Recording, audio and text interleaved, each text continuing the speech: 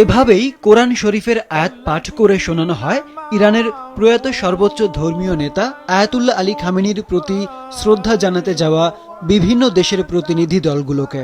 দেশটির এমন উদ্যোগকে অভিনব কূটনৈতিক কৌশল হিসেবে দেখছেন বিশ্লেষকরা। বিশ্ব নেতৃবৃন্দের সাথে বাংলাদেশের পক্ষে আয়াতুল্লাহ আলী খামেনির প্রতি শ্রদ্ধা জানান জাতীয় সংসদের স্পিকার হাফিজ উদ্দিন আহমেদ। এ সময় শোনানো হয় সূরা আল আহজাবের 23 নম্বর আয়াত। মিনাল মুমিনিনা রিজালুন সাদাকু। এতে বলা হয়েছে মুমিনদের মধ্যে কেউ কেউ আল্লাহর সাথে তাদের করা অঙ্গীকার পূর্ণ করেছেন। তাদের কেউ কেউ অঙ্গীকার পূর্ণ করে শাহাদাত বরণ করেছেন, কেউ কেউ শাহাদাতের জন্য প্রতীক্ষায় আছেন। তারা তাদের অঙ্গীকারে সামান্যতম পরিবর্তন করেননি।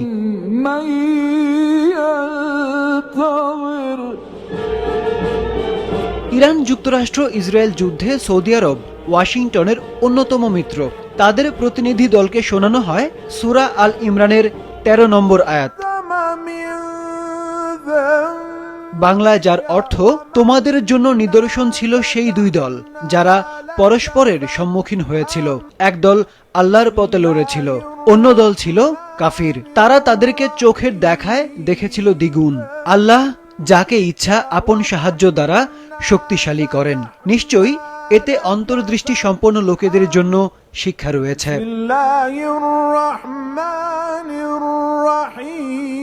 পবিত্র কোরআনের সূরা আল ইমরানের অন্যতম হৃদয়স্পর্শী 139 নম্বর আয়াত পড়ে শোনানো হয় লেবাননের সশস্ত্র গোষ্ঠী হিজবুল্লাহর প্রতিনিধি দলকে। ভারতকেও একই আয়াত পড়ে শোনানো হয়,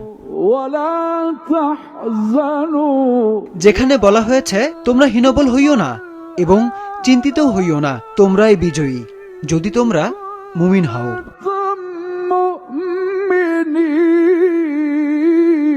পাকিস্তানকে শোনানো হয় সূরা বনি ইসরাইলের 80 নম্বর আয়াত, যার অর্থ হে আমার প্রতিপালক, আমাকে প্রবেশ করাও কল্যাণের সঙ্গে এবং আমাকে নিষ্ক্রান্ত করাও কল্যাণের সঙ্গে এবং তোমার নিকট হতে আমাকে দান করো সাহায্যকারী শক্তি।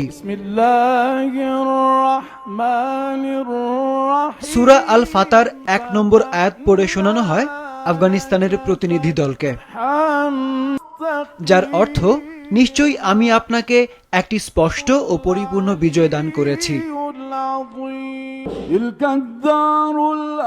এছাড়া রাশিয়া, চীন, মিশরের মতো দেশগুলোর জন্য তেলাওয়াতের সুর ছিল অনেক শান্ত, যা ন্যায়ের পথ ও শান্তির বার্তা দেয়। সেই সাথে পরকালে স্থায়ী নিবাস ও পুরস্কারের বার্তা বহন করে পাঠ করা আয়াতগুলো। বিশ্লেষকরা বলছেন কোরআনের আয়াত পাঠ করে বিভিন্ন দেশকে ইঙ্গিতপূর্ণ বার্তা দিয়েছে তেহরান। আরিফুদ্দিন নবীন, মাছরাঙা, নিউজ ডেস্ক।